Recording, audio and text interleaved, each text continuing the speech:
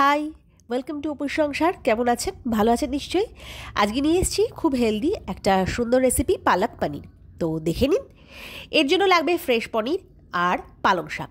পালং শাকটাকে কড়ার মধ্যে এই ফুটন্ত জলে 5 মিনিট মতন ব্লাঞ্চ করে নিতে হবে। তারপরে যখন হয়ে যাবে তখন মিক্সার গ্রাইন্ডারে পটে দিয়ে ফাইন পেস্ট বানিয়ে নেব। এখানে ঘি দেওয়ার ক্ষেত্রে কিন্তু একটু কার্পণ্য করলে চলবে না, ঘিটা একটু বেশি দিতে হবে। তাই ঘি দিয়ে দিলাম মোটামুটি বেশ পরিমাণেই। আর দিয়ে দিলাম একটা শুকনো লঙ্কা, তেজপাতা, আর দিয়ে দিলাম জিরে। এটা দিয়ে যখন সুন্দর একটা গন্ধ ছাড়বে তখন আমরা দিয়ে দেবো পেঁয়াজ কুচি আর রসুন কুচি। এই সময়টা একটা বেশ সুন্দর গন্ধ বেরোবে, ঠিক সেই সময়টাতেই ছাড়বেন পেঁয়াজটা আর রসুনটা। যতটা সম্ভব কুচি কুচি করবেন। আর ততক্ষণ অবধি পেঁয়াজটাকে সতে করব যতক্ষণ না এটা হালকা ব্রাউন হচ্ছে।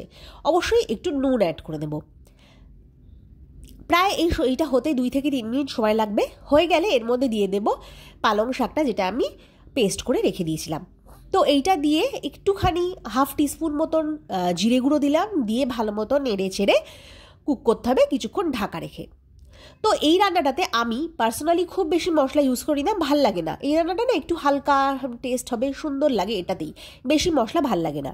দিয়ে দিলাম পনিরটাকে আমি ভাজি না, কিন্তু আপনি যদি চান তো একটু ভেজেও ইউজ করতে পারেন। আর খানিকটা পনির আমি সাইডে রেখে দিয়েছি, সেটা অন্য কাজে লাগাবো। পনিরটা দিয়ে ভালো মতো নেড়ে চেড়ে কিছুক্ষণ ঢাকা দিয়ে রাখবো 7 থেকে 8 মিনিট। তারপর আবার কভারটা খুলে নিয়ে খানিকক্ষণ নেড়ে চেড়ে নিতে হবে। তো এবার এর মধ্যে আমি যেটা করব সেটা হচ্ছে, আমি ওই সাইডে কিছুটা পনির রেখে দিয়েছিলাম, সেটাকে হালকা ক্রাশ করে দেবো। তারপরে সেই ক্রাশ করে দেওয়া পনিরগুলো ওর ওপরে ছড়িয়ে দেবো। এর ফলে যেটা হবে, একটা এমনিতে তো পনিরটা মুখে পড়বেই, প্লাস এই যে ছোটো ছোটো যে পনিরের গুঁড়োগুলো থাকবে সেটা খেতে খুব ভালো লাগে, একটা অন্যরকমের স্বাদ আসে। বাড়ির বাচ্চারা যদি পনির খেতে ভালোবাসে তো ওদের জন্য এটা খুবই একটা বেশ মজাদার ব্যাপার, ভাল লাগে খেতে।